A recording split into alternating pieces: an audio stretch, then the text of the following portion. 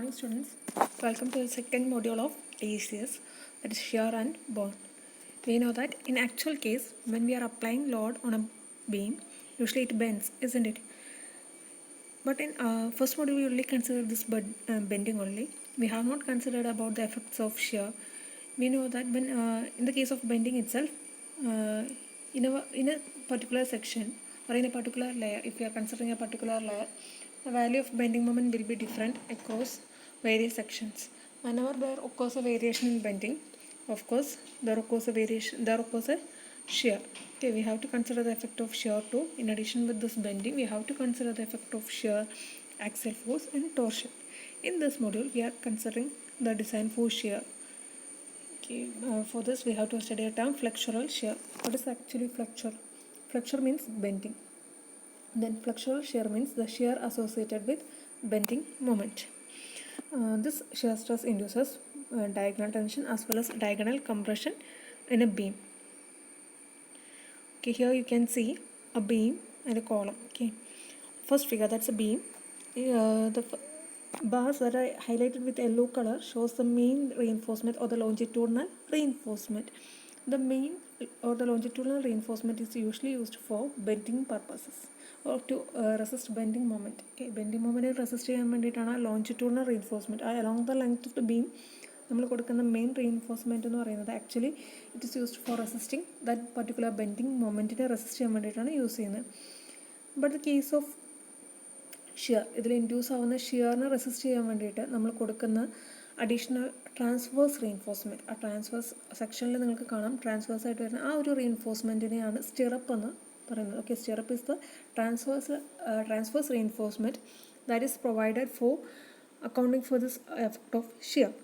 This case of beam and the same coming to column, ties are used for resisting this shear. കോളത്തിൽ ഉണ്ടാകുന്ന ഷിയറിനെ resist ചെയ്യാൻ വേണ്ടിയിട്ട് ties ആണ് provide ചെയ്യുന്നത്. It's shown the figure. Okay, in the right side figure also you can see an enlarged view of a tie. This shows a diagonal tension and diagonal compression due to the effect of shear stress in a beam. Okay, you have to study another term, dowel force. Dowel force means the shear force that is associated with the steel reinforcement bar. Okay, now let's see how the effect of shear occurs or how a crack occurs. You can see in the first figure that you can see a loading shown and a section XX is taken, and we have considered an element which is at a depth of y from the neutral axis. Listen to the first figure. Okay, അവിടെ beam കാണിക്കുന്നുണ്ട്, ബീമിൽ loading കൊടുക്കുന്നുണ്ട്, അതിൻ്റെ neutral axis ആണ് കാണിച്ചിരിക്കുന്നത്. Then ഒരു element at depth വൈയിൽ കാണിച്ചിട്ടുണ്ട്. Okay, ഇത്രയും കാര്യങ്ങളാണ് ആ ഫിഗറിലുള്ളത്. ദെൻ ഒരു സെക്ഷൻ XX കട്ട് ചെയ്തിട്ടുണ്ട്. Then consider that particular section XX, it's shown figure B. Listen to figure B. You can see a shear force V and a bending moment M is acting. Then coming to the distribution of flexural stress and shear stress, both the distribution is shown in figure. Okay, maximum shear stress വരുന്നത് mid സെക്ഷനിലായിരിക്കും. ഫ്ലെക്സുറൽ ഷിയറിൻ്റെ distribution കാണിക്കുന്നുണ്ട്. Okay, in the third figure you can see the principal stress in that particular element which is considered at a depth y. Okay, principal stresses are shown in that particular figure. Then in order to neglect the effect of shear stress, we are tilting that particular element with an angle alpha. ആ ഒരു എലമെൻറ്റിനെ angle ആൽഫയിൽ rotate ചെയ്തെടുക്കുമ്പോൾ അല്ലെങ്കിൽ tilt ചെയ്തെടുക്കുമ്പോൾ നമുക്ക് shear സ്ട്രെസ്സിൻ്റെ effect അവിടെ neglect ചെയ്തിട്ട് we are only considering principal stress.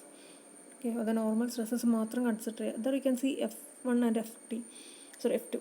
F1 denotes the tensile force that's acting away from that element and F2 denotes the compressive stress. Okay, ആ എലമെൻറ്റിലോട്ട് ആക്ട് ചെയ്യുന്ന F2 എന്ന് പറയുന്നത് കംപ്രസീവ് സ്ട്രെസ്സാണ്, F1 എന്ന് പറയുന്നത് tensile സ്ട്രെസ്സും ആയിരിക്കും. ദെൻ ഇതിൻ്റെ ഒരു പ്രിൻസിപ്പൽ സ്ട്രെസ് ട്രാജക്ടറി വരയ്ക്കുകയാണെങ്കിൽ you can see dashed lines and firm line. Okay, firm ലൈനിലൂടെ ആയിരിക്കും that's shows effect of tension. Okay, ടെൻഷൻ്റെ എഫക്റ്റാണ്. ഫേം ലൈൻ കംപ്രഷനാണ്. Compression stress is denoted by the firm lines, whereas the tension is denoted by the dashed or the dotted line. Okay, you can see that particular element. Then you can see in the next figure that shows the crack pattern. Cracks usually occurs along the direction or along the trajectory of the tensile stress, compressive stress. Sorry, not tensile stress, along the compressive stress. You can see that crack pattern. Okay, crack pattern usually occurs along the trajectory of compressive stress and it is acting 90 degree to tensile trajectory. Think clear ആണെന്ന് വിചാരിക്കുന്നു. അതായത് compressive സ്ട്രെസ്സിൻ്റെ അതേ ഡയറക്ഷനിൽ അതേ along ആയിരിക്കും ആരുണ്ടാവുക, crack pattern develop ചെയ്യുക. ആ ഒരു പാറ്റേൺ എന്ന് പറയുന്നത് it's 90 degree to the tensile stress. Then what are the various modes of cracking? First one is flexural crack. Flexural crack എന്ന് പറയുമ്പോൾ it occurs in the beams of usual proportions. Usual ബീംസിലാണ് that are subjected to high flexural stress or low shear stress. നമ്മൾ സാധാരണ കാണുന്നത് flexure എന്താണ് bend ചെയ്യുമ്പോൾ അതിൻ്റെ bottom പോർഷനിൽ ഡെവലപ്പ് ചെയ്യുന്ന ക്രാക്കിനെയാണ് ഫ്ലെക്ചറൽ ക്രാക്ക് എന്ന് പറയുന്നത്. Next is web shear crack or the diagonal tension crack. Web shear crack as a name suggest അത് വെബിലാണ് ഉണ്ടാകുന്നത്. വെബിൽ കംപ്രഷൻ ഫോഴ്സ് വെബാണ് എടുക്കുക.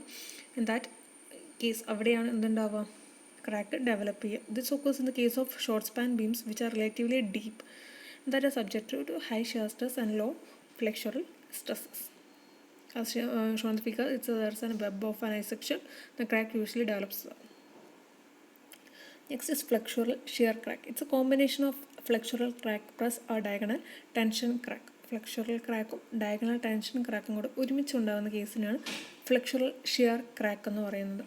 Next is a secondary crack or splitting crack. That first ഉണ്ടാകുന്ന ആ ഒരു crack അതിൻ്റെ effects കാരണം അത് propagate ചെയ്ത് ഫർദർ ഉണ്ടാകുന്ന സെക്കൻഡറി ക്രാക്കുകളെയാണ് സ്പ്ലിറ്റിംഗ് ക്രാക്സ്. അത് it usually propagates towards support. Next is double force in bar. Okay, actually I have defined what is double force. It's force or shear force associated with a reinforcement bar. Okay, ഒരു double ഒരു section ഇങ്ങനെ ആ ഒരു ഷേപ്പിൽ ഇങ്ങനെ കട്ടായി പോകുന്നതിനാണ് double force bars അതിൻ്റെ എഫക്റ്റ് എന്ന് പറഞ്ഞ crack. Okay, next is failure mode. First is web shear failure. We have three failure modes. First one is web shear failure. It occurs due to large shear force and less bending moment.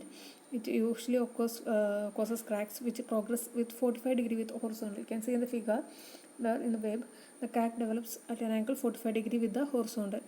Next is flexural shear failure. This occurs due to the effect of large bending moment and less shear force. The cracks usually starts at 90 degree, then it propagates in a direction of 45 degree. This usually occurs due to the yielding of steel. Next is flexural compression failure. അതിന് കാരണം എന്ന് പറയുന്നത് large shear ഫോഴ്സും high compressive force. This is the causes for flexural compression failure.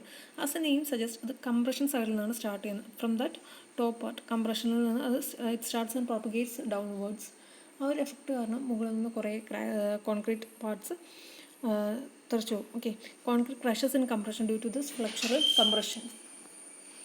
Next is the type of stirrups. Already I have discussed what is the purpose of a stirrup. Stirrup എന്തിനാണ്? Share റീഇൻഫോഴ്സ്മെൻറ്റിന് resist ചെയ്യാൻ വേണ്ടിയിട്ടാണ് we are providing stirrups. Stirrups are the transverse reinforcements that are provided for resisting the effect of shear. Okay, usually there are three types of stirrups. You are providing three types of stirrups. First one is vertical stirrup, next one is inclined stirrup, and the last one is bend up bar. First one, vertical stirrup. That are stirrups that are usually provided at 90 degree and is commonly used. Commonly use ചെയ്യുന്ന സ്റ്റെറപ്സിനെയാണ് vertical സ്റ്റെറപ്സ് എന്ന് പറയുന്നത്. Usually the spacing is 0.87 FY ASV into D divided by VS, where ASV is the area of stirrups used, VS is the shear force, SV denotes the spacing. Next one is inclined stirrups. So okay, you can see it's provided at an angle alpha. Usually that is less than 45 degree. This type of stirrups require skilled labor, so it's not generally used. We are using vertical stirrups. Okay, the spacing is also given. Next is bend bar. Bend bar എന്ന് പറയുമ്പോൾ usually നമുക്ക് ലെങ്ത്തിൽ കൊടുക്കുന്ന longitudinal reinforcement തന്നെ alternate bars about supports എത്തുമ്പോൾ അത് bend ചെയ്ത് കൊടുക്കും. എന്തിനാണ് സപ്പോർട്ട് എടുത്തുമ്പോൾ ബെൻഡ് ചെയ്യുന്നതെന്ന് വെച്ചാൽ ആ ബാറിന് ബെൻഡ് ചെയ്ത് കൊടുക്കണമെന്ന് വെച്ചാൽ സപ്പോർട്ടിൽ ബെൻഡിങ് മൊമെൻറ്റ് കുറവായിരിക്കും. നമ്മൾ ആ ബാർ അതായത് ലോഞ്ചിറ്റ്യൂഡിനൽ റീഇൻഫോഴ്സ്മെൻറ്റ് ജനറലി പ്രൊവൈഡ് ചെയ്യുന്നത് to carry the bending moment. അപ്പോൾ സപ്പോർട്ട് എത്തുമ്പോൾ ബെൻഡിങ് മൊമെൻറ്റ് കുറയുന്നത് കൊണ്ട് അപ്പോൾ നമ്മൾ ഫോർ എക്സാമ്പിൾ നമ്മൾ 4 ബാർസ് അല്ലെങ്കിൽ 5 ബാർസ് പ്രൊവൈഡ് ചെയ്തു. Okay, 5 bars are required to resist that effect of bending moment. 5 bars വേണം. ബട്ട് സപ്പോർട്ട് എത്തുമ്പോൾ അത്രയും ബെൻഡിങ് മൊമെൻറ്റ് ഇല്ലാത്തതുകൊണ്ട് 5ൽ നമ്മൾ 2 ബാറിന് we are taking 2 bars out of the 5 bars and that we are bending them at support എത്തുമ്പോൾ അതിന് bend ചെയ്ത് കൊടുക്കും.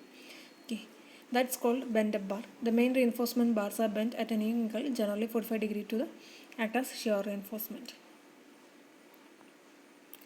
Next gives advantages of shear reinforcement.